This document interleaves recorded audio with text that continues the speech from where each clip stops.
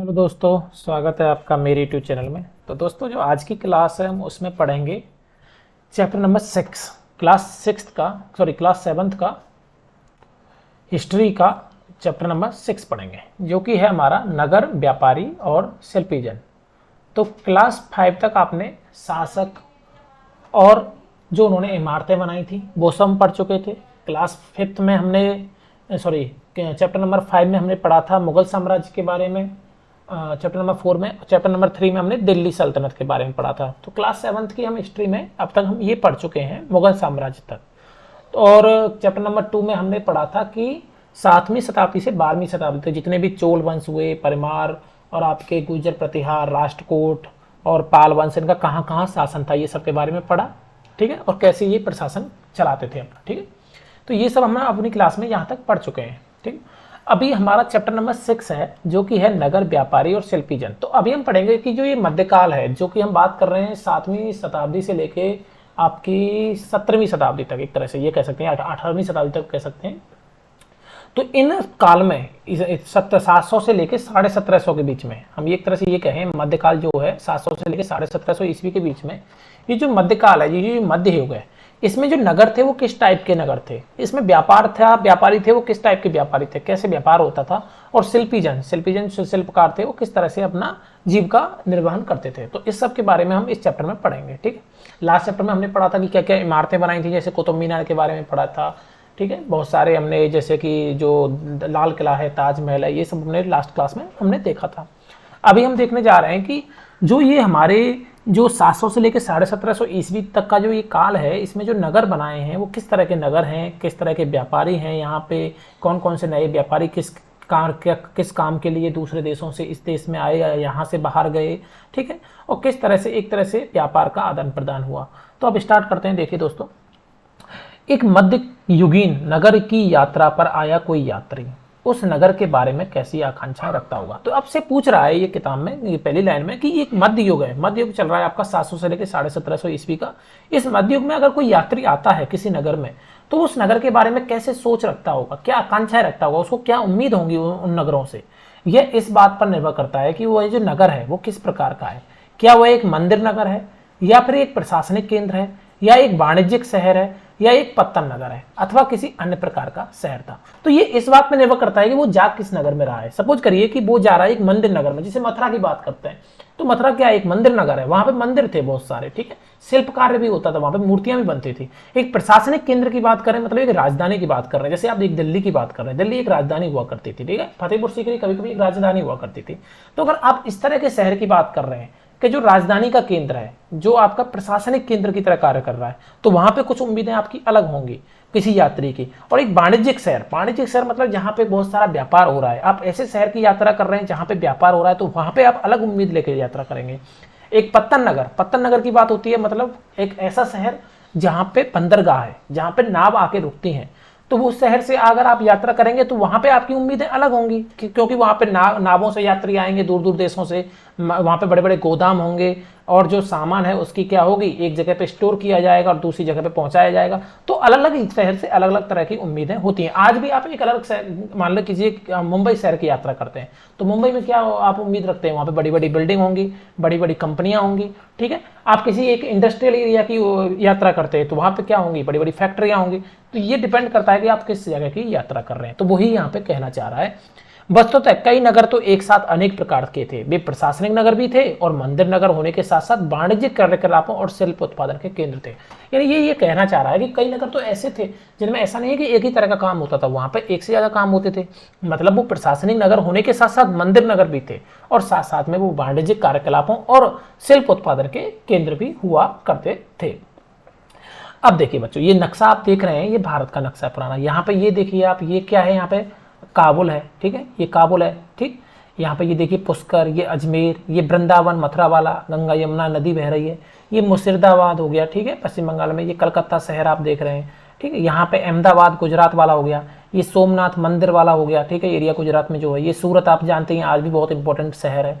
बम्बई यहाँ पे हो गया। ये बंदरगाह शहर बोल सकते हैं इनको, सूरत बंदरगाह शहर हो सकता है, बम्बई हो सकता है, आपका सोमनाथ वाला हो सकता है। ठीक है, यहाँ पे गोलकुंडा, बीदर, बीजापुर, बरार, ये कृष्णा नदी पे है। मसूलीपट्टनम क्या है, बंदरगाह शहर, पत्तन शहर हो सकता है, नहीं हो सकता ये, ठीक है। ये हम्पी, ये सब मद्रास हो गया, महाबलीपुरम, तंजावुर हो गया, मदुरई, ठीक है। तंजावुर में मंदिर भी थे ना। तो ये सारा क्या है, एक नक्शा दिया हुआ है जिसमें बहुत सारे शहरों की बात की हुई है। अब आगे स्टार्ट करते हैं। देखिए प्रशासनिक केंद्र, सबसे पहले हम देखते हैं प्रशासनिक केंद्र। जहां से क्या होता है बच्चों, प्रशासनिक केंद्र मतलब जहां से क्या होता है, प्रशासन होता है, ठीक है, जहां पे शासन चलाया जाता है। अध्याय 2 में आपने चोल वंश के बारे में पढ़ा था। आइए हम अपनी कल्पना के घोड़े पर सवार होकर चोल राजाओं की राजधानी तंजावुर, जैसा कि वह 1000 वर्ष पहले था, की यात्रा पर चले। तो अभी हम चोल राजाओं की जो राजधानी हुआ करती थी तंजावुर, यहाँ पे चोल राजाओं का शासन था, आप देख पा रहे हो, ये है आपका तंजावुर, ठीक। यहाँ पे किन का शासन था, चोल राजाओं का। तो चोल राजाओं की राजधानी जो तंजावुर है, वहां पे आपको ले जाना चाहता हूं मैं, जैसा कि वो 1000 वर्ष पहले था। वर्ष में 12 महीने बहने वाली जो कावेरी नदी है, इस सुंदर नगर के पास बहती है। कावेरी नदी के पास में है, आप देखोगे बच्चों यहाँ पे, ये देख रहे हैं आप, यहाँ पे क्या है, कावेरी नदी है। तो ये कावेरी नदी के पास में था ये शहर। तो वर्ष में 12 महीने ये नदी बहती रहती थी। राजा राजराज चोल द्वारा निर्मित राजराजेश्वर मंदिर, हम राजराजेश्वर मंदिर के बारे में बात कर चुके हैं। तो राजराजेश्वर यहाँ पे एक मंदिर था जिसकी घंटियां बजती हुई सुनाई देती हैं। आप जब इस शहर से निकलोगे, हजारों वर्ष पहले, आप ये इमेजिन करिए आपकी उस शहर में अभी आप पहुंच चुके हैं। 1000 वर्ष पहले राजा राजराज चोल का यहाँ पे शासन चल रहा है, कावेरी नदी बह रही है, सुंदर नगर है, और राजराजेश्वर जो मंदिर है उसकी घंटियां बजती हुई आपको सुनाई दे रही हैं। लोग नगर के वास्तुकार कुंजर मल्लन राजराज पेरू थच्चन की वास्तुकला की लोग प्रशंसा करते हुए थकते नहीं है। ये कौन है, वास्तुकार है, ठीक है, इस वास्तुकार है जिसने इस शहर को बसाया है, वो उसकी प्रशंसा कर रहे हैं लोग। हमें वास्तुकार का नाम इसलिए पता है क्योंकि उसने गर्व से अपने नाम को मंदिर की दीवार पर उत्कीर्ण किया। तो अब ये मंदिर की दीवारों पर उसने अपना नाम लिखवा दिया कि ये मंदिर इसने बनाया। तो इसलिए इस वास्तुकार का नाम हमें क्या है, याद है। मंदिर के भीतर एक विशाल शिवलिंग है। राजराजेश्वर के मंदिर किसका है, शिवलिंग का मंदिर है। इस मंदिर के अलावा नगर में अनेक राजमहल है। मंदिर के अलावा नगर में जो शहर है, मंदिर तो ही है, बहुत सारे राजमहल हैं जिसमें कई मंडप बने हुए हैं ना बच्चों। राजा लोग इन मंडपों में क्या लगाते थे, अपना दरबार लगाते हैं। तो आप इमेजिन करिए, दरबार लग रहा है, मंडपों में मंडप बने हुए हैं, अनेक राजमहल बने हुए हैं। यहीं से वे अपने अधीनस्थों के लिए क्या जारी कर रहे हैं, आदेश जारी कर रहे हैं। नगर में सैन्य शिविर है, सेना के ठहरने के लिए क्या बने हुए हैं बच्चों, शिविर बने हुए हैं। नगर उन बाजारों की हलचल से भरा हुआ है जहां अनाज, मसालों, कपड़ों और आभूषणों की बिक्री हो रही है। ये नगर में और क्या क्या हो रहा है, मंदिर के अलावा नगर में क्या हो रहा है बच्चों, एक तरह से अनाज, मसाले, कपड़े और आभूषणों की बिक्री हो रही है। नगर के लिए जल की आपूर्ति कुओं और तालाबों से हो रही है। जो नगर के लिए जो जल चाहिएगा वो बच्चों कहाँ से आ रहा है, कुएं और तालाबों से आ रहा है। तंजावुर और उसके निकटवर्ती नगर जो है उरैयर के सालिये बुनकर मंदिर के उत्सव के लिए झंडे, झांडियों बनाने का कपड़ा, राजा और अभिजात वर्ग के लिए बढ़िया सूती वस्त्र और जनसाधारण के लिए मोटा सूती वस्त्र तैयार कर रहे हैं। तो आप ये समझ रहे हो कि नगर के बगल में जो शहर है जो कि उरैयर है, वहां पे क्या है, कपड़े का काम हो रहा है, ठीक। तो एक तरह से आप कह सकते हो कि कपड़े का यहाँ पे क्या होगा बच्चों, व्यापार होगा उस शहर से। जो अच्छे अच्छे कपड़े बन रहे हैं, मंदिर के जो उत्सव आने वाला है उसके लिए झंडों का कपड़ा बन रहा है। राजा और जो बड़े बड़े कुलीन वर्ग हैं, अभिजात वर्ग हैं, उनके लिए बढ़िया सूती वस्त्र बनाए जा रहे हैं। और जो जनसाधारण जनता है, जो साधारण जनता है, उसके लिए मोटा सूती वस्त्र तैयार हो रहा है। यहाँ से कुछ दूरी पर स्वामी मलाई में स्थापित अथवा मूर्तिकार उत्तम कांस्य मूर्तियां और लंबे सुंदर घंटा धातु के दीप बना रहे हैं। मतलब थोड़ी दूर और देखेंगे आप तो स्वामी मलाई है, एक जगह है स्वामी मलाई, वहां पे मूर्तिकार मूर्तियां बना रहे हैं। तो यानी कि इस शहर में आप कह सकते हो कि प्रशासन का कार्य चल रहा है और आपका एक मंदिर शहर है। इस शहर में बिक्री भी हो रही है, व्यापार का काम भी हो रहा है, ठीक है। लेकिन जो सूती कपड़ा है वो किसी और नगर में बन रहा है, जो कांसे की मूर्तियां हैं वो कहीं और बन रही हैं, यानी शिल्पकार कहीं और बैठे हुए हैं। तो इस तरह से आपने अभी किसके बारे में जाना बच्चों, तंजावुर शहर के बारे में, जो कि क्या है, एक प्रशासनिक केंद्र है, क्योंकि राजमहल इसके अंदर ही है, राजा इसके अंदर ही रहते हैं। अभी हम बात करते हैं मंदिर नगर और तीर्थ केंद्र। अभी हम मंदिर नगर की बात करते हैं। तो तंजावुर जो है वो एक मंदिर नगर का भी उदाहरण है, सही बात है, क्योंकि इसके अंदर राजराजेश्वर का क्या है, मंदिर भी है। मंदिर नगर जो है नगरीकरण का एक अत्यंत महत्वपूर्ण प्रतिरूप प्रस्तुत करते हैं। सही बात है कि जो मंदिर नगर होते हैं वो नगरीकरण का एक अत्यंत महत्वपूर्ण उदाहरण प्रस्तुत करते हैं। क्योंकि नगरीकरण क्या होता है बच्चों, नगरों के विकास की प्रक्रिया। क्योंकि देखो मंदिर नगर होगा, जो भी मंदिर नगर होता है वहां पे क्या होता है, मूर्तियाँ बनाई जाती हैं, शिल्पकारी का भी काम होता है, लोग वहाँ पे यात्रा के लिए भी आते हैं, तो व्यापार भी बढ़ता है, साथ में वो साथ अपने साथ चीज़ें भी लाते हैं। तो मंदिर नगर में पैसे भी पैसा बहुत होता है। तो मंदिर नगरों से क्या होता है, धीरे धीरे नगरीकरण होता है, नगरों का विकास होता है। मंदिर जो होते हैं वो अक्सर समाज और अर्थव्यवस्था दोनों के लिए अत्यंत महत्वपूर्ण होते हैं। आप जानते हैं मंदिरों की तो बहुत तंगी लड़ाई है। मंदिर जो है वो क्योंकि समाज के लिए भी बहुत इंपॉर्टेंट है, और अर्थव्यवस्था, मंदिरों में क्या आता है, पैसा आता है, ठीक। मंदिरों से व्यापार होता है, मंदिरों से 2-4 लोगों की रोजी रोटी चलती है, फूल वालों की रोजी रोटी, आपके एक तरह से बोल सकते हैं पुजारियों की रोजी रोटी, वहाँ पर जो लोग खाना बना के बेचते हैं उनकी रोजी रोटी, मंदिरों में जो यात्रा करने वाले वहाँ पर ठहरते हैं उनका भी व्यवसाय चलता है, टूरिज्म का व्यवसाय डेवलप होता है। तो मंदिरों से क्या है कि अर्थव्यवस्था भी आपकी डेवलप होती है, और समाज भी एक तरह से एक दूसरे से जुड़ता है। शासक विभिन्न देवी देवताओं के प्रति अपना भक्ति भाव दर्शाने के लिए मंदिर बनाते थे। तो मंदिर बनाया क्यों जाता था, आपको मैंने पढ़ाया था ना, मंदिर उसका क्या था कि मंदिर एक तरह से राजा जो थे वो अपने आप को भगवान का एक तरह से वो मानते थे कि हम भगवान के दूत मान लीजिए या फिर भगवान का द्वितीय रूप मान लीजिए, तो वो मंदिर बनवाते थे। तो मंदिर बनवाते थे तो राजा का भी नाम होता था कि ये मंदिर देखो उसने बनवाया। आज भी आप देखते हैं बड़ी बड़ी बिल्डिंग्स पे नाम होता है ये बिल्डिंग उसने बनवाई, तो ऐसे ही मंदिरों का नाम होता था, और मंदिरों में बहुत सारा पैसा दिया जाता था। और जब मंदिर बनता था तो जनता राजा से जुड़ती थी और राजा को भी भगवान के लिए पूजती थी। वे मंदिरों को भूमि एवं धन अनुदान में देते थे, जिसकी आय से धार्मिक अनुष्ठान विधि विधान से संपन्न किए जाते थे। तीर्थयात्री और पुरोहित पंडितों को भोजन कराया जाता था और पर्वोत्सव मनाए जाते थे। मंदिर के दर्शनार्थी भी दान दक्षिणा दिया करते थे। तो ये तो आज भी होता है कि मंदिर में जो दर्शन करने वाले हैं वो दान दक्षिणा देते हैं। तो मंदिर नगर के बारे में आपने सीखा, प्रशासनिक केंद्र देखा आपने। अब देखो बच्चों, ये है कांसा, घंटा धातु और लुप्त लोम तकनीक। ये एक तकनीक है लुप्त मोम, ठीक है। अब देखो होता क्या है बच्चों, कांसा एक मिश्र धातु होती है जो बनती है तांबे और टिन के मेल से। तो आपसे पेपर में पूछ लेगा कि कांसा जो धातु है, मिश्र धातु किससे बनती है, तो आप याद रखना बच्चों, ये धातु जो बनती है इसमें यूज होता है आपका तांबा और टिन। तांबा और टिन से बनती है आपकी कौन सी धातु, कांसा। घंटा धातु में रांगे का अनुपात किसी भी अन्य किस्म के कांसे से अधिक होता है, ठीक है। मतलब जो घंटा बनता है, जो घंटा धातु होती है, उसमें जो टिन है, रांगा टिन को ही बोलते हैं, उसका अनुपात किसी भी अन्य किस्म के कांसे से थोड़ा सा अधिक होता है। यह घंटे जैसी ध्वनि उत्पन्न करती है, ठीक। चोल कालीन कांस्य मूर्तियां लुप्त मोम तरीके से बनाई जाती थी। ये मूर्ति देख रहे हो आप, कितनी अच्छी मूर्ति। ये क्या किस तकनीक से बनाई जाती थी, लुप्त मोम। इस प्रविधि के अंतर्गत सर्वप्रथम मोम की एक प्रतिमा बनाई जाती थी। सबसे पहले क्या करते थे बच्चों, एक मोम की प्रतिमा बनाते थे। इसे चिकनी मिट्टी से पूरी तरह लीपकर सूखने के लिए छोड़ दिया जाता था। जब वह पूरी तरह सूख जाती थी तो इसे गर्म किया जाता था और उसके मिट्टी के आवरण में एक छोटा सा छिद्र बनाकर उस छेद के सारा पिघला हुआ मोम बाहर निकाल दिया जाता था। फिर चिकनी मिट्टी के खाली सांचे में उसी छेद के रास्ते पिघली हुई धातु भर दी जाती थी। जब वह धातु ठंडी होकर ठोस हो जाती तो चिकनी मिट्टी के आवरण को सावधानी पूर्वक हटा दिया जाता और उसमें से निकली प्रतिमा को साफ करके चमका दिया जाता।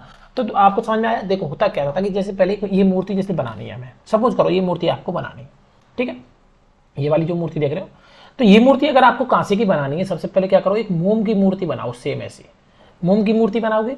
मोम की मूर्ति के ऊपर क्या करोगे, आप मिट्टी का लेप कर दोगे, ठीक है, चिकनी मिट्टी का पतला सा लेप कर दोगे, ठीक है। चिकनी मिट्टी का लेप करके उसको फिर सूखने के लिए रख दोगे। अब वो जब सूख जाएगी तब इसमें मिट्टी, चिकनी मिट्टी में एक हल्का सा छेद करना और इसको क्या करना, गर्म कर देना हल्का सा। जब इसको गर्म करोगे तो जो मोम होगा वो पिघल के क्या आ जाएगा, बाहर आ जाएगा और ये क्या हो जाएगी, एक तरह से खोखली हो जाएगी। फिर इसमें क्या करना, कांसा भर देना, उसी छेद से फिर इसमें कांसा भर देना। कांसा भरने के बाद में गरम गरम कांसा भर देना, उसके बाद में फिर इसको ठंडा होने छोड़ देना। जब ठंडा करोगे तो कांसा सूख के ठंडा हो जाएगा, ठंडा होकर सूख जाएगा। उसके बाद इस चिकनी मिट्टी को आप हटा लेना, कांसे की मूर्ति बचेगी। तो इस तरह से प्राचीन काल में कांसे की मूर्ति बनाई जाती थी और इस विधि को क्या बोला जाता था, लुप्त मोम। समझ में आया, लुप्त क्यों हो रहा है, मोम लुप्त हो जाना, ठीक है। कांस्य मूर्ति जिसमें कृष्ण को नाग राक्षस कालिया को काबू करते हुए दिखाया गया है, ठीक है। कालिया दहन, ये सब आपने पढ़ी होंगी ना कहानियां, ठीक। मंदिर के कर्ता धर्ता मंदिर के धन को व्यापार और साहूकारी में लगाते थे। तो आप जानते हैं जो मंदिर में जो धन आता था उसको कहां पे लगाया जाता था, व्यापार में और साहूकारी में, ठीक है। यानी लोगों को साहूकार क्या करते थे, लोगों को दान, मतलब आपका जो पैसा होता था उसको ब्याज पे लोगों को देते थे काम चलाने के लिए। धीरे धीरे क्या हुआ, समय के साथ साथ बड़ी संख्या में पुरोहित, पुजारी, कामगार, शिल्पी, व्यापारी अथवा आदि मंदिर तथा उसके दर्शनार्थियों एवं तीर्थयात्रियों की आवश्यकताओं को पूरा करने के लिए मंदिर के आसपास बसते गए। धीरे धीरे जो ये कामगार थे, शिल्पी थे, व्यापारी थे, ये सब क्या करते गए, मंदिर के आसपास बसते चले गए। इस प्रकार क्या हुआ, मंदिर नगरों का विकास होता गया। इस रीति से मंदिर के चारों ओर अनेक नगरों का आविर्भाव हुआ। जैसे मध्य प्रदेश में भिल्ल स्वामिन, भीलसा या विदिशा, गुजरात में सोमनाथ। तो ये सोमनाथ जो शहर है, जो सोमनाथ मंदिर के आसपास जो बसा है, ये क्या है, एक मंदिर नगर है। तो ये ऐसे ही बसा है, सबसे पहले वहां मंदिर बना, फिर धीरे धीरे पुजारी, पुरोहित, कामगार, शिल्पी, व्यापारी, ये सब लोग क्या करते गए, धीरे धीरे वहां पे उसके आसपास बसते गए और नगर का नगरीकरण होता गया। कुछ अन्य महत्वपूर्ण मंदिर नगर जैसे कि तमिलनाडु में कांचीपुरम है, मदुरई, और आंध्र प्रदेश में क्या है, तिरुपति। तिरुपति का नाम आपने सुना होगा, आंध्र प्रदेश में तिरुपति बालाजी का, बहुत ही अच्छा, अभी आजकल भी बहुत अच्छा चलता है, बहुत अच्छा मंदिर है। तमिलनाडु में कांचीपुरम। तो ये सब मंदिर क्या है, इसी तरह से मंदिर नगर विकसित हुए। जो तीर्थ स्थल है वो भी धीरे धीरे नगरों के रूप में विकसित हो गए। जैसे वृंदावन की बात करें जो कि उत्तर प्रदेश में है, तिरुवन्नमलाई तमिलनाडु जैसे नगरों के दो उदाहरण हैं। ये भी क्या है, तीर्थ स्थल हुआ करते थे। जो वृंदावन था ये तीर्थ स्थल था, भगवान श्री कृष्ण की जन्मभूमि थी गोवर्धन वृंदावन। तो ये भी धीरे धीरे तीर्थ स्थल था। तो यहाँ पे भी धीरे धीरे ये किसमें डेवलप हो गया, नगरों में। तिरुवन्नमलाई जो तमिलनाडु में है वो भी धीरे धीरे नगर बन गया। अजमेर जो यहाँ पे पुष्कर है वो भी राजस्थान में, उसमें 12वीं शताब्दी में चौहान राजाओं की राजधानी था और आगे चलकर मुगलों के शासन में वह सूबा बन गया, यानी मुख्यालय बन गया। यह नगर धार्मिक सह अस्तित्व का एक उत्कृष्ट उदाहरण प्रस्तुत करता है, यानी धार्मिक सह अस्तित्व। क्योंकि अजमेर में आप देखोगे पुष्कर है, जो कि पुष्कर किसका है, हिंदुओं का, यानी कि ब्रह्मा जी का एकमात्र मंदिर पुष्कर में है, अजमेर में, ठीक है। और अजमेर में ही 2.5 दिन का झोंपड़ा और इनकी चिश्ती जी की दरगाह है। तो वहाँ पे मुसलमान भी जाते हैं, हिंदू भी जाते हैं। तो एक तरह से ये धार्मिक सहअस्तित्व का एक उदाहरण बन गया है, मतलब दोनों धर्म के लोग यहाँ पे आते हैं, ठीक है।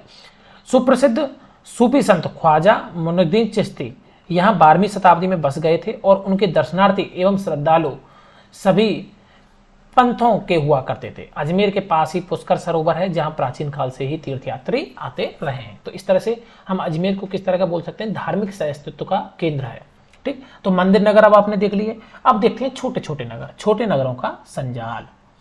8वीं शताब्दी से ही उपमहाद्वीप में अनेक छोटे छोटे नगरों का संजाल सा बिछने लगा, यानी प्रशासनिक नगर बने, मंदिर नगर बने, लेकिन छोटे छोटे नगर भी अब बन रहे हैं। संभवतः उनका प्रादुर्भाव बड़े बड़े गांवों से हुआ, मतलब जब बड़े बड़े गांव थे वो धीरे धीरे किसमें डेवलप हो गए, छोटे छोटे नगरों में डेवलप हो गए।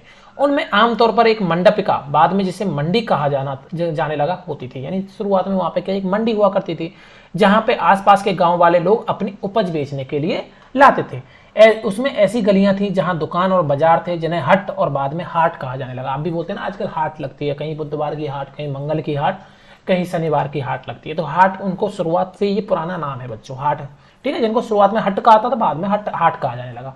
यानी पहले वहां मंडी हुआ करती थी, बाद में धीरे धीरे वहां हाट लगने लगी।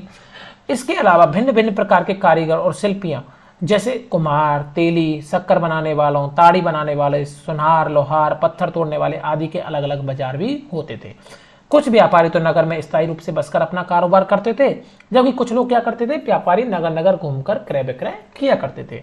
आसपास और दूर दराज के व्यापारी इन नगरों में स्थानीय उपज खरीदने और दूरवर्ती स्थानों के उत्पाद जैसे घोड़े, नमक, कपूर, केसर, पान सुपारी, काली मिर्च जैसा बेचने के लिए आते थे। मतलब जो व्यापारी हुआ करते थे, कुछ लोग तो जो बड़े व्यापारी थे वो तो इन शहरों में रहते थे बच्चे, और कुछ व्यापारी क्या करते थे, दूर दराज से कुछ दूर का सामान लाते थे, जैसे घोड़े, नमक, मसाला, ये सब सामान यहाँ पे आके बेचते थे। और यहाँ से जो यहाँ की जो उपज होती थी, यहाँ पे जो पैदावार होती थी, उसको यहाँ से ले जाते थे और दूसरी जगह बेचते थे। तो कुछ स्थानीय व्यापारी हुआ करते थे और कुछ अस्थायी व्यापारी हुआ करते थे। देखो ये नगर का क्या है, एक रूप बताया गया है, नगर का एक फोटो बताया गया है, ठीक। अब बात करते हैं आमतौर पर कोई सामंत यानी परवर्ती काल का जमींदार इन नगरों में या इनके आसपास किलेबंदी कर महल बना लेता था। लेकिन अब इस नगर में कोई सामंत होगा बच्चों, आप तो जानते हैं सामंत तो हर जगह थे प्राचीन काल में, मध्यकाल में। तो जो सामंत होगा वो आसपास में क्या बना लेगा, अपना महल बना लेगा। ऐसे जो सामंत और व्यापारी हैं वो शिल्पकार तथा उनके व्यापार की वस्तुओं पर क्या लगा रहे हैं, कर लगाएंगे। क्योंकि सामंत क्या करते थे बच्चों, यहाँ से कर वसूल करते थे, वो किसानों से भी कर वसूल करेंगे, साथ ही साथ जो व्यापारी आएंगे उनसे जो व्यापार वो जो सामान बेचेंगे उस पर भी कर लगाएंगे। आजकल भी तो आप देखते हो जीएसटी लगती है कि नहीं लगती, गुड एंड सर्विस टैक्स, से ये लगाते थे जीएसटी उस टाइम पे। कभी कभी इन करों के संग्रहण का अधिकार उन स्थानीय मंदिरों को प्रदान कर देते थे, जिनका निर्माण स्वयं उनके द्वारा या धनाढ़ व्यापारियों द्वारा कराया जाता था। कभी कभी ये किया जाता था कि जो यहाँ के जो सामंत होते थे वो ये कहते थे कि जो ये कर है, जो हमारा जीएसटी है, जो आपका कर है, जो टैक्स है, इसको ये मंदिर को दिया जाएगा। तो मंदिर को देंगे क्योंकि मंदिर भी क्या है कि पैसे की जरूरत होती थी, और मंदिर को बनवाता भी कौन था, पैसे वाले लोग ही तो बनवाते थे।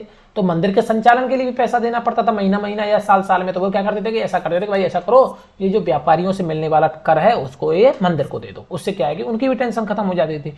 ऐसे अधिकारों का उल्लेख अभिलेखों में किया गया है जो आज भी पाए जाते हैं। तो ये जो अधिकार दिए जाते थे मंदिरों को, ये मंदिरों का अधिकारों का उल्लेख किसमें किया गया बच्चों, अभिलेखों में किया गया है।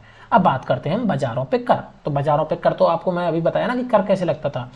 तो ये राजस्थान से प्राप्त एक 10वीं शताब्दी के अभिलेख का सारांश है, जिसमें वे शुल्क दिए गए जो मंदिर प्राधिकारियों द्वारा वस्तुओं के रूप में वसूल किया जाता है। मतलब मंदिर जो प्राधिकारी हैं वो व्यापारियों से पैसे के रूप में भी कर ले सकते हैं और उनसे वस्तुओं के रूप में भी ले सकते हैं। जैसे कि शक्कर ले लिया, गुड़ ले लिया, रंग ले लिया, धागा, रुई, नारियल, नमक, सुपारी, मक्खन, तिल के तेल पर और कपड़े पर कर लगाए जाते थे।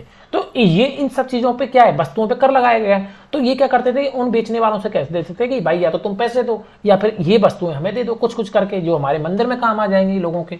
इसके अलावा व्यापारियों पर धातु की चीज बेचने वाले आसवकों, तेल, पशुचारे और अनाज के बोरों पर भी बच्चे क्या लगाते थे, कर लगाते थे।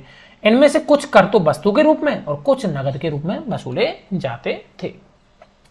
ये लकड़ी पर नक्काशी करता हुआ एक कारीगर, ठीक है बच्चों, ये कारीगर नक्काशी कर रहा है। तो अभी हमने कौन से देखे, छोटे छोटे नगर देखे। अब बात करते हैं इन छोटे मोटे नगरों में, मंदिर नगरों में, प्रशासनिक नगरों में, वाणिज्य नगरों में छोटे और बड़े क्या होंगे बच्चों, व्यापारी होंगे। तो व्यापारियों की भी बात कर लेते हैं। व्यापारी कई प्रकार के हुआ करते थे। उनमें बंजारे लोग, बंजारे तो आप भी जानते हैं ना, आजकल बंजारे एक जगह से दूसरी जगह घूमते रहते हैं, बंजारे लोग भी शामिल थे। कई व्यापारी, विशेष रूप से घोड़ों के व्यापारी, अपने संघ बनाते थे। यानी जो पैसे वाले व्यापारी हुआ करते थे वो क्या बना लेते थे बच्चों, संघ बना लेते थे। ये हमने कक्षा 6 में भी पढ़ा था, संघ आपने पढ़ा होगा, आपको याद हो तो संघ बना लेते थे, ठीक, जिनका एक मुखिया होता था, यानी एक तरह से एक कमेटी बना ली, ठीक। और वह मुखिया उनकी ओर से घोड़े खरीदने के इच्छुक योद्धाओं से बातचीत करता था। यानी कि मान लो हम व्यापारी हैं घोड़े के, तो हम किस किस से बात करेंगे, हमने क्या किया, एक संघ बना लिया और संघ में एक मुखिया को नियुक्त कर दिया। वो मुखिया ही हर जगह बात करेगा योद्धाओं से और उनसे तोल मोल करेगा, भाव करेगा कि भाई ये घोड़ा इतने में, और वो आपसे क्या करेगा, घोड़ा लेके उसको बेच देगा, पैसा आपको मिल जाएगा। चूंकि व्यापारियों को अनेक राज्यों तथा जंगलों से होकर गुजरना पड़ता था, इसलिए वे आमतौर पर काफिले बनाकर एक साथ यात्रा करते थे। आप जानते हैं बच्चों, काफिला, अब अकेले अकेले यात्रा करोगे, आपको लंबे रास्ते पे जाना है तो लूटपाट हो गई तो क्या होगा, घोड़ा ही तो आपको बेचना था और घोड़ा ही कोई लूट ले गया तो फिर क्या ही बचेगा आपके पास। तो इसलिए वो क्या करते थे, एक साथ एक तरह काफिला बना के ले करते थे, यानी हजार हजार व्यापारी एक साथ, ठीक। और अपने हितों की रक्षा के लिए व्यापार संघ यानी गिल्ड बनाते थे। दक्षिण भारत में 8वीं शताब्दी और परवर्ती काल में अनेक ऐसे संघ थे। उनमें सबसे प्रसिद्ध जो संघ है वो है मणिग्रामम और नाना देशी। ये व्यापार संघ प्रायद्वीप के भीतर और दक्षिण पूर्व एशिया तथा चीन के साथ साथ दूर दूर तक व्यापार करते थे। तो आपसे पूछ लेगा मणिग्रामम क्या है, तो मणिग्रामम क्या था, व्यापारियों का संघ था। नाना देशी क्या है, व्यापारियों का संघ है। ये जो व्यापारी संघ है, ऐसा नहीं है कि ये अपने देश में या अपने प्रायद्वीप में ही वो व्यापार करते थे, ये दूर दूर तक भी व्यापार करते थे, ठीक है। दक्षिण पूर्व एशिया यानी साउथ ईस्ट एशिया और चीन के साथ साथ भी व्यापार करते थे। इनके अलावा चेट्टियार और मारवाड़ी ओसवाल जैसे समुदाय भी थे, जो आगे चलकर देश के प्रधान व्यापारी समूह बन गए। ये जो चेट्टियार की बात करें और ये मारवाड़ी जो ओसवाल जो समुदाय है, ये भी व्यापारियों का क्या था बच्चों, एक समुदाय था, जो शुरुआत में धीरे धीरे डेवलप होते हुए बाद में जाके देश का प्रधान व्यापारी समूह बन गया। गुजराती जो व्यापारी हैं उनमें हिंदू बनिया, मुस्लिम बोहरा दोनों समुदाय शामिल थे। गुजरातियों में बात करें तो हिंदू बनिया भी थे और मुस्लिम बोहरा समुदाय भी शामिल थे। वे दूर दूर तक लाल सागर के बंदरगाह एवं फारस की खाड़ी, पूर्वी अफ्रीका, दक्षिण पूर्व एशिया और चीन से व्यापार करते हैं। मतलब देख रहे हो आप, मतलब जो लाल सागर है वहां के बंदरगाह था, ठीक है, रेड सी जिसको बोलते हैं, फारस की खाड़ी तक, पूर्वी अफ्रीका, अफ्रीका के पूर्वी भाग तक, दक्षिण पूर्व एशिया, साउथ ईस्ट एशिया तक, और चीन से भी व्यापार करते थे, यानी सिंगापुर इधर की साइड में, और चीन से भी व्यापार करते थे।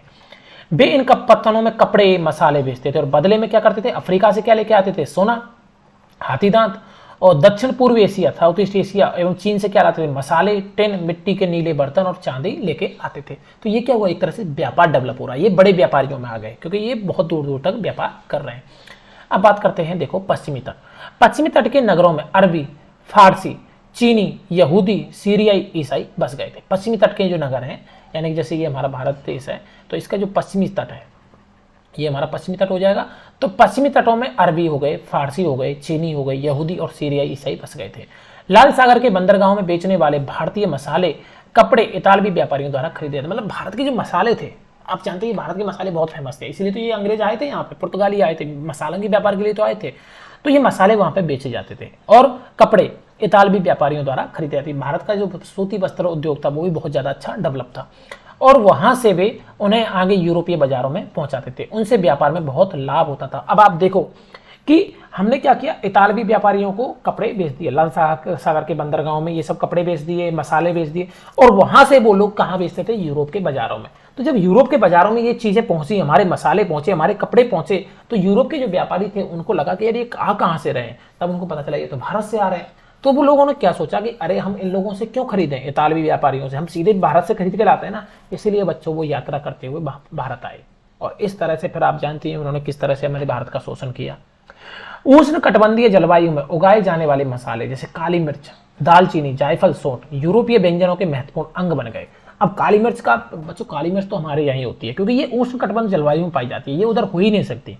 तो इन मसालों के लिए उनको यहाँ आना ही पड़ता है। और भारतीय सूती कपड़ा जो था वो बहुत ही अच्छा लुभावना था। ये चीजें ही यूरोपीय व्यापारियों को भारत तक खींच के लेके आई। समय के साथ साथ व्यापार बढ़ा और नगरों का रूप किस प्रकार बदला, इसके बारे में हम आगे पढ़ेंगे। ठीक है बच्चों। एक काबुल शहर है जो मैंने आपको नक्शे में अभी दिखाया था ना, यहाँ पे काबुल, इधर की तरफ में अफगानिस्तान साइड में ये रहा काबुल। ठीक, ये काबुल शहर की बात कर लेते हैं। देखो बच्चों, काबुल शहर ये रहा। काबुल जो है अपने पहाड़ी और विषम भूदृश्य के साथ 16वीं शताब्दी से राजनीतिक और वाणिज्यिक दृष्टि से महत्वपूर्ण अंग बन गया। काबुल और कांधार सुप्रसिद्ध रेशम मार्ग से जुड़े हुए थे। मैंने आपको सिल्क रूट बताया था क्लास 6 में। ठीक है बच्चों, आप मेरे देखो चैनल पर नए हैं तो आपको सारे वीडियोस देखने पड़ेंगे क्लास 6 से, तब आपको थोड़ा सा हिस्ट्री, ज्योग्राफी, पॉलिटिकल साइंस थोड़ी थोड़ी समझ में आने लगेंगी। ठीक है, तो आपको ना सिल्क रूट आपको पता होगा जो चाइना से होता था। ठीक है, इसको सिल्क रूट क्यों नाम दिया गया था ये भी आपको पता होगा। ठीक है, तो काबुल और कांधार, ठीक है, ये रेशम मार्ग से जुड़े हुए थे, सिल्क रूट से जुड़े हुए थे, जो साउथ ईस्ट होते हुए यूरोप तक जाता था। साथ ही घोड़ों का व्यापार भी मुख्य रूप से इसी मार्ग से होता था, सिल्क रूट से। 17वीं शताब्दी में हीरो के एक सौदागर जो बेप्टिस्टे टेवर्नियर ने अनुमान लगाया कि काबुल में घोड़ों का व्यापार प्रतिवर्ष 30,000 रुपयों का होता था। यानी उस समय की बात है, उस समय प्रतिवर्ष 30,000 रुपए का घोड़ों का व्यापार होता था काबुल में, जो उन दिनों में एक बड़ी भारी रकम समझी जाती थी। काबुल से मेवे, अब आप जानते हैं काबुल ये अफगानिस्तान ये वाला एरिया है, यहाँ पे शुष्क जलवायु है, तो यहाँ पे एक तरह से उष्ण कटिबंधीय जलवायु ऐसी बोलते हैं। तो यहाँ पे क्या है, मेवे, खजूर, गलीचे, रेशमी कपड़े, ताजे फल ऊंटों पर लाद कर लाए जाते थे। ये सब चीजें यहाँ पे होती हैं और उपमहाद्वीप और अन्य भागों में बेचे जाते थे। इसके अलावा गुलाम भी बिक्री के लिए लाए जाते थे। कहाँ पे, काबुल में। तो ये हमने किसके बारे में पढ़ा बच्चों, काबुल के बारे में। तो काबुल कैसा शहर था। अब बात कर लेते हैं बच्चों नगरों में शिल्पकार जो है शिल्प कैसे करते थे। ठीक है, देखो ये पीतल के इस मोमबत्ती दान का काला आवरण है। पीतल का मोमबत्ती दान है बच्चों। ठीक है, इसमें मोमबत्ती ऐसे भर देते थे मोम, और मोम इसमें पिघलता रहता था और मोम की बत्ती जलती रहती थी। ठीक है, बीदर के शिल्पकार तांबे और चांदी में जड़ाई के काम के लिए इतने अधिक प्रसिद्ध थे, इस शहर का नाम ही बीदरी पड़ गया। देखो बीदर यहाँ पे था, आपने देखा था शहर, मैंने अभी जस्ट बताया था आपको स्टार्टिंग में। ये रहा बीदर, ये आप याद रखना बच्चों, ये बीदर शहर है। यहाँ पे आपके दिमाग में होना चाहिए बीदर शहर कहाँ है। तो बीदर के जो शिल्पकार है बच्चों, वो किसका काम कर रहे हैं, शिल्प का काम कर रहे हैं। देखो तो इसमें बात कर रहा है कि बीदर के शिल्पकार जो है तांबे और चांदी की जड़ाई का काम कर रहे हैं। वो इतने फेमस हो गए कि इस शिल्प का नाम ही बीदरी पड़ गया। मतलब ये जो काम को बीदरी कहने लग गए लोग। पांचाल अर्थात विश्वकर्मा समुदाय, जिसमें सुनार, कसेरे, लोहार, राजमिस्त्री और बड़े शामिल थे, मंदिरों के निर्माण के लिए आवश्यक थे। तो आपको जानते हैं मंदिरों के निर्माण के लिए सुनार चाहिए, कसेरे, लोहार भी चाहिए, राजमिस्त्री, बड़े, ये सब मंदिर के निर्माण के लिए जरूरी होते हैं। इसके अलावा भी राजमहल, बड़े बड़े भवन, तालाब और जलाशयों के निर्माण में भी अपनी महत्वपूर्ण भूमिका अदा करते थे। इसी प्रकार सालियार या कैक्लोलार जैसे बुनकर भी समृद्धशाली समुदाय बन गए। तो ये समुदायों की बात हो रही है बच्चों, आपको समुदाय याद रखने पड़ेंगे। कैक्कोलार हो गया, सालियार हो गया, ये भी क्या है, बड़े समुदाय बन गए। और वे मंदिरों को भारी भारी दान दक्षिणा दिया करते थे। वस्त्र निर्माण से संबंधित कुछ अन्य कार्य हैं, जैसे कपास को साफ करना, काटना, रंगना भी क्या बन गया, स्वतंत्र व्यवसाय बन गया था, जिसके लिए विशेषज्ञता की आवश्यकता होती थी। तो यहाँ पे क्या है कि नगरों में भी शिल्प एक तरह से कैसे डेवलप हुआ, जैसे बीदर शहर में बीदरी का काम हो रहा है। ठीक है, और सालियार, केकलोकार, ये भी समुदाय बन गए हैं। ठीक है, और वस्त्र निर्माण से संबंधित बहुत सारे काम यहाँ पे होने लग गए हैं। ठीक, तो ये क्या हुआ, नगरों में किस तरह से शिल्प एक तरह से डेवलप हो रहा है। देख रहे हैं आप, ये शॉल का बॉर्डर, किस तरह से ये बॉर्डर बनाया गया है। शॉल तो आप जानते हैं ना, सर्दियों में जो पहनते हैं। शहरों के बदलते हुए भाग्य, अब शहरों का कैसे भाग्य बदला। देखो कई शताब्दियों के लंबे समय में अहमदाबाद आप जानते हैं गुजरात में है, जैसे कुछ नगर बड़े व्यापारिक केंद्रों के रूप में विकसित हो गए, लेकिन तंजावुर जैसे कुछ अन्य नगर पहले की अपेक्षा विस्तार और महत्व की दृष्टि से सिकुड़ गए। देखो अब अहमदाबाद की बात करें तो अहमदाबाद बहुत जल्दी धीरे धीरे डेवलप होता चला गया मध्यकाल में, लेकिन जैसे तंजावुर शहर है, ये मंदिर शहर भी था, प्रशासनिक नगर भी था, ये धीरे धीरे डेवलप नहीं हुआ और धीरे धीरे ये सिकुड़ता चला गया। ठीक है, इसी काल में पश्चिम बंगाल में भागीरथी तट पर स्थित मुर्शिदाबाद रेशमी वस्त्रों के प्रमुख केंद्र के रूप में उभर के आया। यानी कि इसी टाइम पे अगर पश्चिम बंगाल की बात करें तो जो भागीरथ नदी के तट पे जो मुर्शिदाबाद है वो रेशमी वस्त्रों के प्रमुख केंद्र के रूप में उभरा था। वह 1704 ईस्वी में बंगाल की राजधानी बन गया। मतलब इतना अच्छा वो केंद्र बना कि वो बंगाल की राजधानी तक बन गया। कौन? मुर्शिदाबाद, 1700 ईस्वी में। लेकिन इसी शताब्दी के दौरान उसका सितारा डूब गया, क्योंकि वहां के बुनकर इंग्लैंडों की मिलों से बनकर आए एक सस्ते कपड़े के साथ प्रतियोगिता में टिक ना सके। आपको पता ही है कि अंग्रेज ले डूबे इस देश को। हुआ क्या? मुर्शिदाबाद एक बहुत अच्छा रेशमी वस्त्रों का कपड़ा था, बनने लग गया था, लेकिन अंग्रेजों ने तो इतना गंदा वो सिस्टम किया कि वो वहां से इंग्लैंड की जो मिल, क्योंकि इंग्लैंड में उस समय क्या हो रही थी बच्चों, औद्योगिक क्रांति हुई थी, तो वहां से जो मिलों से बन के कपड़ा आया था वो सस्ता कपड़ा आया और उससे वो क्या करके आए, प्रतियोगिता में वो टिक ही नहीं पाए। और इस तरह से इन्होंने, अंग्रेजों ने यहाँ के, हमारे यहाँ के जो वस्त्रों का जो सूती वस्त्र उद्योग था उसको एक तरह से खत्म कर दिया। आप पढ़ोगे अगले चैप्टर में इन्होंने किस तरह से हमारे देश को खत्म किया है। हम्पी, मसूलीपट्टनम और सूरत नजदीक से एक नजर, चलो इनके बारे में भी देख लेते हैं। हम्पी की वास्तुकला का सौंदर्य। हम्पी नगर जो है वो कृष्णा और तुंगभद्रा नदी की घाटियों में स्थित है। देखो बच्चों, हम्पी नगर देख लेते हैं एक बार यहाँ पे मैप में, कहाँ पे है हम्पी नगर। देखो कृष्णा और तुंगभद्रा, देखिए कृष्णा नदी यहाँ पे है, ठीक है, कृष्णा नदी है यहाँ पे, ये नदी कृष्णा नदी बह रही है, यहीं पे कहीं तुंगभद्रा नदी भी है, तो इन दोनों के बीच में यहाँ पे कहीं पे आपको क्या है, ये रहा, सॉरी ये रहा कृष्णा तुंगभद्रा, यहाँ पे क्या है, हम्पी है। ठीक, तो ये जो हम्पी है इसको देखिए, अब इसके बारे में क्या बताया गया है कि हम्पी नगर जो था वो कृष्णा और तुंगभद्रा नदी की घाटियों में स्थित है। यह नगर 1336 में स्थापित विजयनगर साम्राज्य का केंद्र स्थल था। हम्पी के शानदार खंडरों से पता चलता है कि उस शहर की किलेबंदी उच्च कोटि की थी। किले की दीवारों के निर्माण में कहीं भी कारे चूने जैसे किसी जोड़ने वाले मसाले का प्रयोग नहीं किया गया था और शिलाखंडों को आपस में फंसाकर गूंथा गया था। मतलब आप देखोगे कि किले की, शहर की जो किलेबंदी है वो इतनी अच्छी है कि उसमें कहीं भी कारे और चूने का उपयोग किया ही नहीं गया है। पत्थरों को जो शिलाखंड है उनको आपस में फंसा दिया गया एक के ऊपर एक, ठीक है, और इस तरह से किलेबंदी की गई है। ये देखिए, ये हम्पी की अहाती की टूटी हुई दीवार से बुर्ज का दृश्य, ये बुर्ज देख रहे हैं, ये हम्पी की दीवार बनाई गई। ये पत्थर जो जोड़े गए गारे और उससे जोड़े नहीं गए, ठीक है, ये फंसाए गए एक दूसरे में। एक किलाबंद नगर। एक पुर्तगाली यात्री आया है डोमिंगो पेज ने 16वीं शताब्दी में हम्पी नगर का वर्णन इस प्रकार से किया कि गोवा से आने वाले लोग जिस प्रवेश द्वार से गुजरते हैं उस द्वार के भीतर राजा ने एक अत्यंत सुदृढ़ प्राचीरबद्ध नगर बसा रखा है जो दीवारों और बुर्जों से सुरक्षित है। ये दीवारें अन्य नगरों की दीवारें जैसी नहीं है, बल्कि बहुत मजबूत राजगिरी का ऐसा नमूना है जो अन्य भागों में बहुत कम देखने को मिलेगा। उसके भीतर उसी रीति से बनाए गए भवनों की अत्यंत सुंदर कतारें जिनकी छतें सपाट और चपटी हैं। तो किलेबंदी नगर बनाए गए हैं। ठीक है बच्चों, अपने शासनकाल में विजयनगर के शासकों ने जलाशय और नहरों के निर्माण में काफी रुचि ली। मालदेवी नदी के ऊपर 1.37 किलोमीटर लंबे मिट्टी के बांध वाले अनंतराज सागर जलाशय का निर्माण हुआ। कृष्णदेव राय ने दो पहाड़ियों के बीच एक विशाल प्रस्तर बांध का निर्माण विजयनगर के निकट एक विशाल झील के निर्माण के लिए किया था, जहां से जल को जल सेतु और नहरों द्वारा बगीचों और खेतों तक पहुंचाया था। मतलब विजयनगर साम्राज्य जो था 1300 के आसपास में, उस समय पे सिंचाई के साधनों का एक तरह से डेवलपमेंट हुआ है, क्योंकि उस समय के शासकों ने यह सोचा कि किसानों को समृद्ध करना जरूरी है, तभी नगर आपके समृद्ध हो पाएंगे। तो उन्होंने क्या है, सिंचाई पे ध्यान दिया है, तो वही इस समय बताया गया है। जो हम्पी की वास्तुकला है बच्चों, विशिष्ट प्रकार की थी। वहां के शाही भवनों में भव्य मेहराब और गुम्बद थे। वहां स्तंभों वाले विशाल कक्ष थे जिनमें मूर्तियों को रखने के लिए आले बने हुए थे, यानी बड़े बड़े क्या बनाए गए, कमरे बनाए गए। उन कमरों में मूर्तियों को रखने के लिए बच्चों क्या बना दिए, आले बना दिए गए। गांव में भी आपने सुनते होंगे आरे आरे बोलते हैं, अरे आरे में ये रखा है, आले वही थे। वह सुनियोजित बाग बगीचे भी थे जिनमें कमल और तोड़ों की आकृति वाली मूर्ति कला के नमूने थे। बाग बगीचे भी हैं। 15वीं 16वीं शताब्दियों के अपने समृद्धि काल में हम्पी कई वाणिज्यिक और सांस्कृतिक गतिविधियों से गुंजायमान रहता था। यानी 15वीं-16वीं शताब्दी में भी ये ठीक ठाक था। उन दिनों हम्पी के बाजारों में मुस्लिम सौदागर, चेट्टियों और पुर्तगाली जैसे यूरोपीय व्यापारियों के एजेंटों का जगमग लगा रहता था। मतलब ये व्यापारिक केंद्र था हम्पी। मंदिर सांस्कृतिक गतिविधियों के केंद्र होते थे।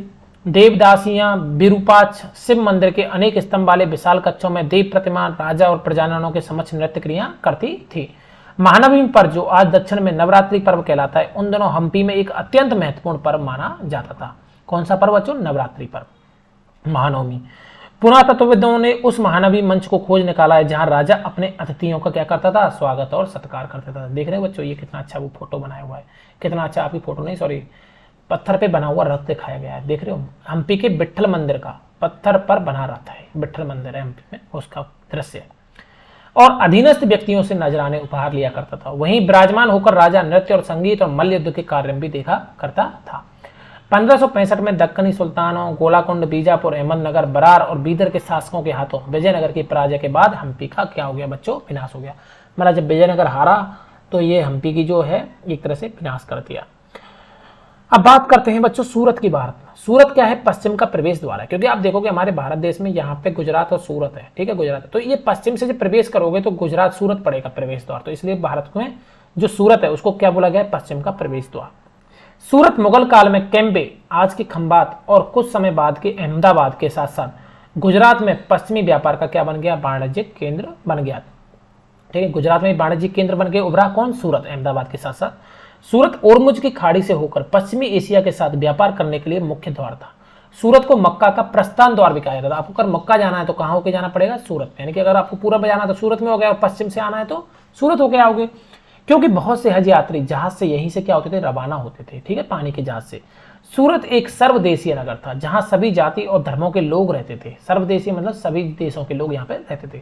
17वीं शताब्दी में यहाँ पुर्तगाली, डच और अंग्रेजों के कारखाने और माल गोदाम भी बन गए थे। यानी पुर्तगालियों ने भी अपने माल गोदाम बना लिए थे, डचों ने भी और अंग्रेजों ने भी। अंग्रेज इतिहासकार ओविंगटन ने 1689 में सूरत बंदरगाह का वर्णन करते हुए लिखा है कि किसी भी एक वक्त पर भिन्न भिन्न देशों के औसतन 100 जहाज इस बंदरगाह पर लंगर डाले देखे जा सकते हैं। मतलब 100 जहाज, एक आप देख रहे हो एक समय पे 100 जहाज लंगर डाल के मतलब यहाँ पे खड़े रहते थे। देखो कितना इंपॉर्टेंट शहर बन के आ गया है ये 1600-1700 ईस्वी में। सूरत में ऐसी अनेक दुकानें थी जो सूती कपड़ा, थोक और फुटकर कीमतों पर बेचती थी। सूरत के वस्त्र अपने सुनहरे कोटा किनारियों यानी जरी के लिए प्रसिद्ध होते थे, सूरत के वस्त्र। और उनके लिए पश्चिम एशिया, अफ्रीका और यूरोप में बाजार उपलब्ध थे।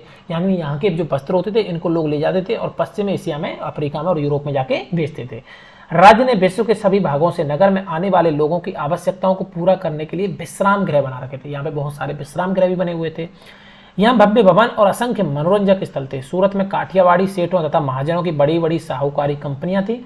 उल्लेखनीय है कि सूरत से जारी की गई हुंडियों को दूर दूर तक मिस्र में काहिरा, इराक में बसरा और बेल्जियम में एंटवर्प के बाजारों में मान्यता प्राप्त थी। हुंडिया मतलब एक तरह से कह सकते हो यहाँ पे पुराने जमाने में हुंडिया मतलब एक तरह से सिक्के होते थे, या फिर बोलते हो कि ये कह सकते हो कि यहाँ की एक तरह से मुद्रा थी। ये हुंडी, ये बहुत पैसे की होती थी, सोने की भी हुंडियाँ हुआ करती थी पहले। तो ये हुंडियों को क्या दूर दूर तक मान्यता प्राप्त थी। जैसे बोलते हैं ना कि देखो आपका करेंसी कितनी, आपकी जो करेंसी है, मुद्रा है, वो उतनी इंपॉर्टेंट जब होगी जब उसको बहुत ज़्यादा देशों में क्या होगी? मान्यता होगी। जैसे डॉलर है, वो इतना मजबूत क्यों है? क्योंकि उसकी बहुत सारे देशों में क्या मान्यता है, ठीक है, क्योंकि डॉलर कभी कमजोर नहीं पड़ता। किंतु 17वीं शताब्दी के अंतिम वर्षों में सूरत का भी अधः पतन आरंभ हो गया। लेकिन 17वीं शताब्दी के अंतिम वर्षों में यानी कि 1700 ईस्वी आते आते ये इसका भी क्या हो गया? अंत स्टार्ट हो गया। इसके कई कारण थे। एक तो मुगल साम्राज्य का पतन। मुगल साम्राज्य के पतन के कारण बाजारों और उत्पादकता की हानि हुई। पुर्तगालियों के द्वारा समुद्री मार्ग पर नियंत्रण कर लिया गया और बंबई, वर्तमान मुंबई से प्रतिस्पर्धा, जहां 1668 में अंग्रेजी ईस्ट इंडिया कंपनी ने अपना मुख्यालय स्थापित कर दिया। और अंग्रेजों ने अपना जो मुख्यालय था वो 1668 में कहां पे स्थापित किया? मुंबई में। और बंबई इसके पास में था, तो वहां से क्या हो गया? इसका एक तरह से क्या हो गया? प्रतिस्पर्धा हो गई, एक तरह से इसका कंपटीशन हो गया। तो इसकी वजह से भी वो क्या हो गया? एक तरह से सूरत लास्ट में खत्म हो गया। आज सूरत एक महत्वपूर्ण वाणिज्यिक केंद्र है। हम जानते हैं आज सूरत कितना अच्छा क्या है? व्यापार का केंद्र है। जोखिम भरा दौर, मसूलीपट्टनम के लिए चुनौती। देखो मसूलीपट्टनम या मछलीपट्टनम नगर कृष्णा नदी के डेल्टा पर स्थित है, ठीक है। 17वीं शताब्दी में यह भिन्न भिन्न प्रकार की गतिविधियों का नगर था। मसूलीपट्टनम भी आप एक बार देख लीजिए, आपके दिमाग में थोड़ा सा इमेज बन जाएगा। यहाँ पे ये रहा, ये कृष्णा नदी के पास में मसूलीपट्टनम, ठीक है। और कृष्णा और तुंगभद्रा के पास कौन था? आपका हम्पी। तो देखो मसूलीपट्टनम या मछलीपट्टनम नगर कृष्णा नदी के डेल्टा पे है। 17वीं शताब्दी में यह भिन्न भिन्न प्रकार की गतिविधियों का नगर था।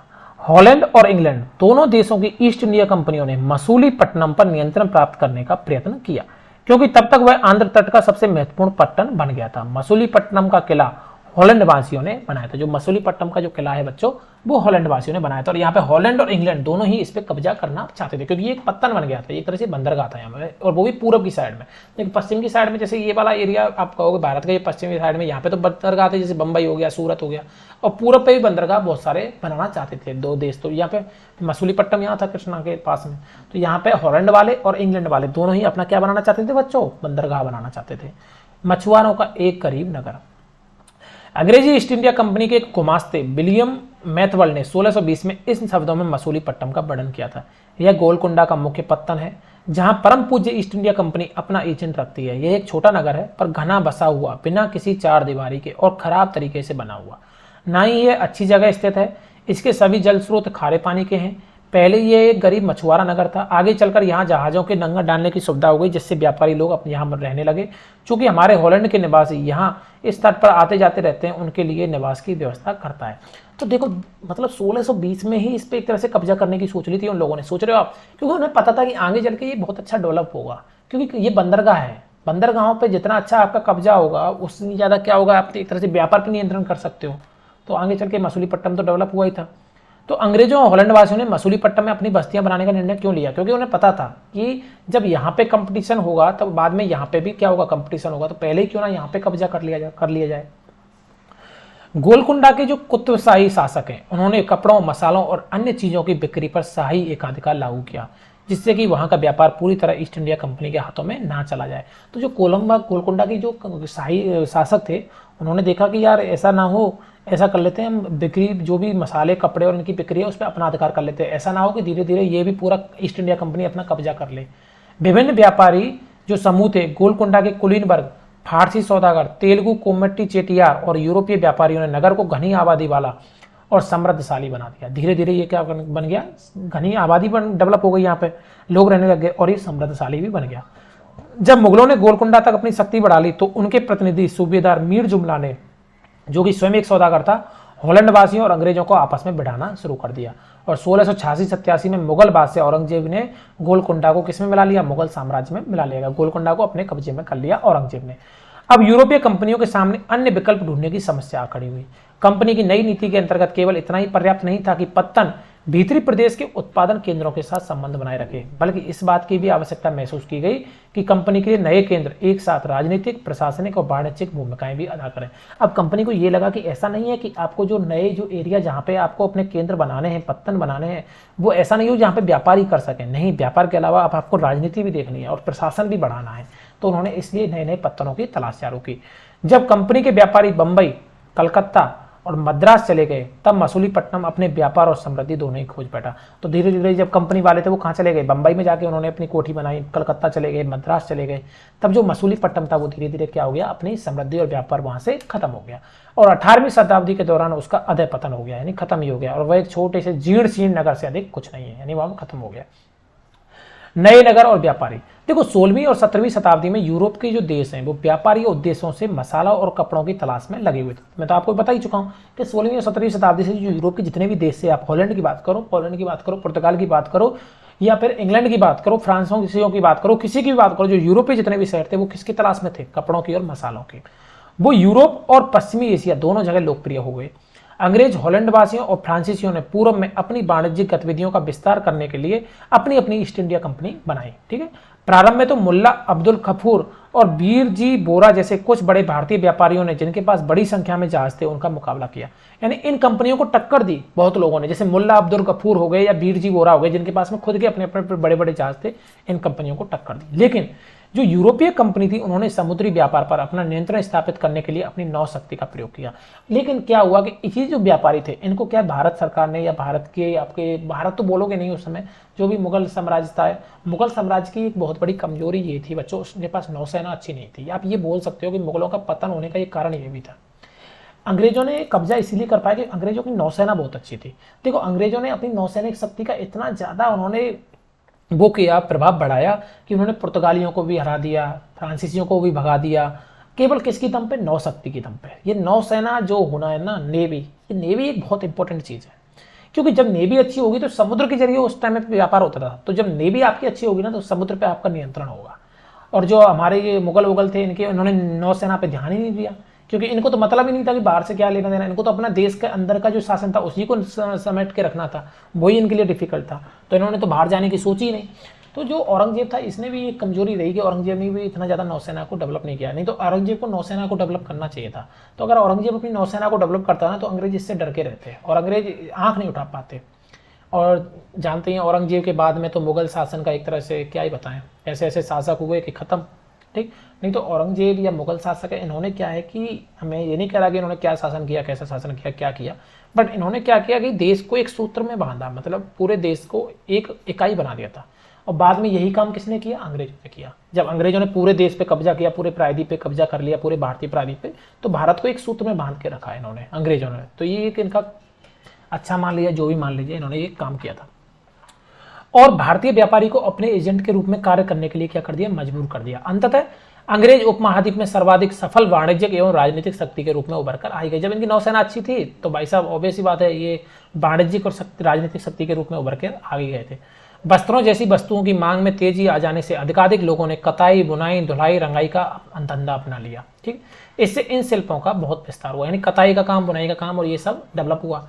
भारतीय वस्त्रों के रंग, रूप और डिजाइन अधिकाधिक परिष्कृत होते गए, किंतु इस काल में शिल्पकारों की स्वतंत्रता घटने लगी। शिल्पीजन पेशगी की प्रणाली पर काम करने लगे, मतलब जो स्वतंत्र शिल्पकार थे ना वो कम हो गए। अब शिल्पकार क्या करने लगे? दूसरों के यहाँ पे जाके पेशगी के काम रूप में काम करने लगे, ठीक है, यानी कि दूसरों के लिए काम करने लगे, यानी यूरोपीय एजेंटों के लिए काम करने लगे। जिसका अर्थ यह था कि उन्हें जिन यूरोपीय एजेंटों से पहले ही पेशगी ले ली थी उन्हीं के लिए उन्हें कपड़ा बुनना पड़ता था। मतलब एक तरह से क्या करते थे? साई ले लेते थे, ये बोलते ना गांव में साई ले ली, मतलब दूसरों से क्या करते थे कि हाँ भाई उनसे साई ले ली यूरोपीय एजेंटों से और उनके लिए वो कपड़ा बुनते रहते थे। अब बुनकरों को अपना कपड़ा या बुनाई के नमूने बेचने की स्वतंत्रता नहीं थी, उन्हें तो कंपनी के एजेंटों द्वारा निर्धारित डिजाइन के कपड़े उन्हीं के मांग के अनुसार बनाने पड़ते थे, ठीक है, उन्हीं की डिजाइन उन्हीं की मांग के हिसाब से बनाने पड़ते थे। 18वीं शताब्दी में बच्चों बंबई, कलकत्ता और मद्रास ये नगरों का उदय हुआ जो आज प्रमुख महानगर हैं। ये बच्चों आप ध्यान रखना है, जो हम ये चैप्टर जो पढ़ रहे हैं ना बहुत इंपॉर्टेंट है। ये क्या है कि क्लास 8th में जब हम अंग्रेज किस तरह से घुसे, अंग्रेजों ने किस तरह से अपनी राजनीतिक शक्ति हमारे देश में बनाई, तो आपको ये सब चीज़ें याद होनी चाहिए। बंबई, कलकत्ता, मद्रास नगर, कैसे शिल्पकारों को खत्म किया, कैसे सूती कपड़ा उद्योग को नष्ट किया, ठीक है, ये सब आपको पता होना चाहिए। शिल्प और वाणिज्य में बड़े बड़े परिवर्तन आए जब बुनकर जैसे कारीगर और सौदागर यूरोपीय कंपनियों द्वारा नए नगरों में स्थापित ब्लैक टाउन्स में स्थापित हो गए। ब्लैक यानी देसी व्यापारी और शिल्पकारों को इन ब्लैक टाउन्स में सीमित कर दिया गया, यानी कि इनको क्या बोला गया बच्चों? Black towns. मतलब जो भारत के जो कारीगर हैं, ठीक है, बुनकर हैं, वो जो सौदागर यूरोपीय कंपनियों द्वारा जो सौदागर हैं उनके द्वारा जो बनाए गए नगर हैं जिनको ब्लैक टाउन्स बोला गया, उनमें क्या कर दिए गए? वो सीमित कर दिए गए, उनमें बसा दिए गए। जबकि गोरे शासकों ने मद्रास में फोर्ट सेंट जॉर्ज और कलकत्ता में फोर्ट सेंट विलियम की शानदार कोठियों में अपने आवास बनाए। इनको आप याद रखना कि मद्रास में कौन सा किला बनाया गया था? फोर्ट सेंट जॉर्ज, और कलकत्ता में फोर्ट सेंट विलियम। विलियम है कलकत्ता में और मद्रास में है जॉर्ज। 18वीं शताब्दी में शिल्पकारों वाणिज्य की कहानी हम अगले वर्ष पढ़ेंगे, ये तो है ही इंपॉर्टेंट, वो हम अगले वर्ष पढ़ेंगे। ये 19वीं शताब्दी में बंबई की एक सड़क का देखो दृश्य है, ठीक है। वास्को डी गामा और क्रिस्टोफर कोलंबस, इसको देखो। 15वीं शताब्दी में यूरोपीय नाविकों द्वारा समुद्री मार्ग खोजने के लिए अभूतपूर्व कार्य किए गए। उनमें से अनेक नाविक भारतीय उपमहाद्वीप तक पहुंचने का मार्ग खोजने और मसाले प्राप्त करने की इच्छा से प्रेरित थे। मतलब बहुत सारे यूरोपीय नाविक थे, उनको पैसा देती थी उनकी सरकार है, ठीक है, और बोलती थी कि रास्ता खोजो, समुद्री रास्ता भारत तक पहुंचने का, ठीक है। तो उसकी तलाश में लोग निकलते थे। उस टाइम पे तो लोगों को पता नहीं था ना किस रास्ते से आना है, तो वो निकल जाते थे अपनी नाव लेके, भटकते भटकते, कोई कहीं पहुंच गया, कोई कहीं पहुंच गया। बोल देना वास्को डी गामा, कोलंबस ने भारत की खोज की। ये सब खोज मतलब क्या, भारत खो थोड़ा ना गया था जो उसकी खोज की थी, मतलब रास्ते की खोज की थी। पुर्तगाली नाविक वास्को डी गामा अटलांटिक महासागर के साथ साथ यात्रा करते हुए कैप ऑफ गुड से निकलकर हिंद महासागर को पार करके भारत पहुंचा। उसे अपनी पहली यात्रा को पूरा करने में 1 वर्ष से अधिक समय लगा। वह 1498 में कालीकट पहुंचा और अगले वर्ष पुर्तगाल की राजधानी लिस्बन लौट गया। इस समुद्री यात्रा के दौरान उसके 4 में से 2 जहाज नष्ट हो गए और 170 यात्रियों में से केवल 54 ही जीवित बचे। इन प्रत्यक्ष खतरों के बावजूद जो मार्ग खोले या खोजे गए वे अत्यंत लाभकारी सिद्ध हुए। इसके बाद तो अंग्रेज, हॉलैंडवासी और फ्रांसीसी नाविकों ने भी इसका अनुसरण करना प्रारंभ कर दिया। मतलब ये हमारा जो बोल सकते हैं कि वास्को डी गामा आया 1498 में, ये कालीकट पे पहुंचा सबसे पहले। इसको 1 साल लगी, सोचो, यात्रा करने में। पुर्तगाली था ये, ठीक है, 1 साल में पहुंचा। 4 जहाज लेके चला था, 2 जहाज तो खत्म हो गए रास्ते में, ठीक। और 170 लेके चला था यात्री अपने साथ, 54 ही बचे बेचारे के। तो लोग सोचो कितना रिस्क था यहाँ तक पहुँचने में, ठीक। फिर भी लोगों ने इन रास्तों को क्या है, उनके लिए जो यूरोपीय जो कंपनियां थी उनके लिए ये रास्ते क्या हुए, लाभकारी सिद्ध हुए। आप जानते हैं कितना व्यापार किया उन्होंने। भारत पहुंचने के लिए समुद्री मार्गों की खोज का एक अन्य शुभ परिणाम निकला जिसकी किसी को आशा नहीं थी। एक इटली वासी क्रिस्टोफर कोलंबस ने भारत पहुंचने का मार्ग खोजने के लिए अटलांटिक महासागर को पार करके पश्चिम की ओर यात्रा करने का निश्चय किया। उसका सोचना था चूंकि पृथ्वी गोल है इसलिए वह पश्चिम से भी भारत पहुंच सकता है, और 1492 में वेस्ट इंडीज के तट पे पहुंच गया। वेस्ट इंडीज का नाम इसी भ्रांति के कारण पहुंचा, मतलब वो पश्चिम से चला। देखो मैं आपको इसमें वर्ल्ड वाले मैप पे दिखाता हूँ आपको, ठीक है। एक मिनट। हाँ तो बच्चों देखो, ये जो 1492 में वेस्ट इंडीज के तट पे आया कैसे, ये कोलंबस था, ठीक है। कोलंबस, क्रिस्टोफर कोलंबस, ये इटली वासी था। इसने सोचा कि भाई भारत, पृथ्वी तो गोल है, जैसे अगर भारत यहाँ पे है तो कोई अगर ऐसे आ रहा है तो मैं अगर ऐसे घूम के जाऊंगा तब भी तो मैं भारत पहुंच जाऊंगा ना। तो उसने ये सोच के वो यात्रा की, तो वो पहुंच गया वेस्ट इंडीज, ठीक है। देखो कैसे, इस मैप पे देखो, यहाँ से इटली था, यहाँ से जर्मनी, पुर्तगाली, यहाँ से यूरोपियन चलते थे। वो ऐसे करके कुछ लोग ऐसे आते थे और भारत ऐसे करके यहाँ पहुंच जाते, ठीक है, भारत आ गए। उसने सोचा कि मैं पूरब नहीं तरफ नहीं जाके मैं पश्चिम की तरफ इधर जाऊंगा। उसने कहा कि यहाँ से यात्रा की इटली से, यहाँ पे इटली है, ये रहा इटली, यहाँ से ऐसे होते हुए वो यहाँ तक आया। यहाँ पे आके उसको वेस्ट इंडीज मिला, ठीक है। यहाँ पे जाके कैरेबियन सी के पास में वेस्ट इंडीज है, यहाँ पे उसको वेस्ट इंडीज मिला। अब वेस्ट इंडीज के तट पे पहुंचा तो उसको जो लोग थे उनका जो कलर था, वेस्ट इंडीज के लोगों का कलर आपने देखा होगा थोड़ा इंडियन से मिलता जुलता रहता है, ठीक है, गोरे जैसा कलर नहीं होता। तो उसको लगा कि मैं इंडिया पहुंच गया, तो उसने वेस्ट इंडीज को क्या मान लिया, इंडिया, इसलिए उसका नाम वेस्ट इंडीज पड़ा, वेस्ट इंडिया, ठीक है, वेस्ट इंडीज मतलब पश्चिमी इंडिया, तो इसलिए उसको वेस्ट इंडीज बोला गया, तो वो वेस्ट इंडीज बोला गया उसको, ठीक है। तो ये उसके साथ गलती हुई। अब हुआ क्या कि वो वेस्ट इंडीज इसी भ्रांति के कारण पड़ा, उसके पीछे स्पेन और पुर्तगाल के नाविक और विजेता भी वहां आते रहे और उन्होंने मध्य और दक्षिण अमेरिका के बड़े बड़े भाग प्रदेशों को कब्जा कर लिया। अब उसके पीछे पीछे स्पेन और पुर्तगाल के लोग भी ये इसी रास्ते पे यहाँ पे आए। अब ये जो अमेरिका है ना, उस टाइम पे ये अमेरिका इतना डेवलप नहीं था, ठीक है, 1700 या उसमें, तब वहां पे जब वो लोग यहाँ पे आए तो उन्होंने क्या किया, इन क्षेत्रों पे अपना कब्जा कर लिया और यहाँ की जो बस्तियां थी उनको नष्ट कर दिया। और यहाँ पे क्या किया, वो अपने साथ, जब ये लोग यहाँ पे आए तो यहाँ पे यहाँ के जो लोग थे वो बाहरी दुनिया से एक तरह से घुले मिले नहीं थे। तो जब वो लोग यहाँ पे आए तो इन लोगों ने के यहाँ आने से क्या हुआ, बीमारी फैल गई वहाँ पे, तो वहाँ की जो बस्तियाँ थी वो नष्ट हो गई। वो आप एक तरह से हिस्ट्री में आगे जाके पढ़ोगे तो इस तरह से उन्होंने इन प्रदेशों और बस्तियों को क्या कर दिया बच्चों, नष्ट कर दिया गया। तो यहाँ पे ये हो जाता है खत्म। ये क्वेश्चन आप कर लीजिएगा, ये चैप्टर पूरा खत्म हो गया, ठीक है। मैं क्वेश्चन के लिए एक साथ सारे क्वेश्चन सारे चैप्टर्स के करा दूंगा। तो वीडियो अगर आपको अच्छा लगा हो तो चैनल को लाइक एंड सब्सक्राइब कर लीजिएगा, अपने दोस्तों के साथ शेयर कर लीजिएगा। ऐसे ही हम आगे बढ़ते रहेंगे और क्लास 8th में हिस्ट्री देख लीजिए, बहुत इंटरेस्टिंग होने वाली है। तो मिलते हैं अगले वीडियो में, तब तक के लिए थैंक यू, जय हिंद, जय भारत।